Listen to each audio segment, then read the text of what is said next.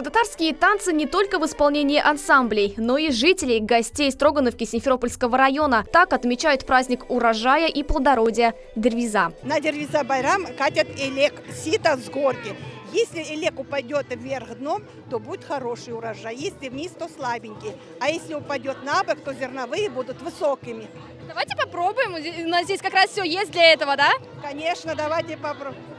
О, я считаю, что урожай в этом году на следующий год будет очень хороший. Дервиза символизирует окончание сбора урожая и начало осенних полевых работ. Неотъемлемая часть праздника – ярмарка. На сельскохозяйственной ярмарке от ароматов кружится голова. Здесь можно не только совершить покупку, но еще и попробовать. Например, сыр. Расскажите, пожалуйста, что здесь у вас представлено? Пожалуйста, представлены наши крымские сыры со вкусом ореха, инжира, 5 перцев. Пробуйте, пожалуйста. О, можно попробовать с инжиром? Вкусно.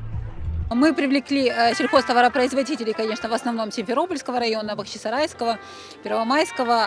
Здесь представлена продукция порядка 20 предприятий. Мы приехали с Первомайского района, представляем свой район, который богат овощами, зерно. В этом году очень хороший урожай яблок, картофеля, огурцы, лук. Крымско-татарские картины, вышитые двусторонней гладью. Фески, сумки, женские украшения из меди, металла, ручная работа. На выставке изделия крымских мастеров. Я занимаюсь декупажем уже больше 10 лет. И я представляю на наших праздниках крымско-татарских Ураза берам, Курбан берам, Дервиза. Я представляю репродукции разных художников, которые писали Крым в прошлом, позапрошлом веке. Аниматоры, подарки, батуты. С самого утра здесь работают игровые площадки. Устраивать праздник для детей и угощать их сладостями – одна из традиций. Своеобразного рода курьеж, только вот с определенным инвентарем, как вы видите.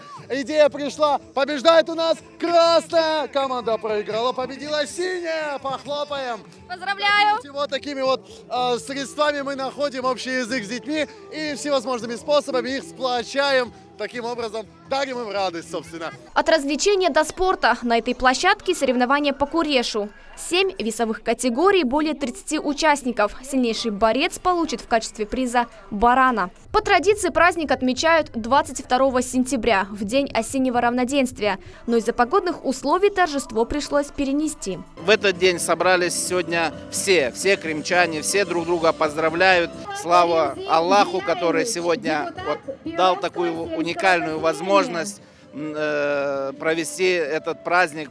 Прямую трансляцию концерта телезрители увидели в эфире нашего телеканала. Несмотря на ветер, праздник все же удался. В такую погоду крымчан согревало единство народов, плов, горячий чай и кофе. Сабина Дениева, Эрвин Имиралиев, телеканал Милет.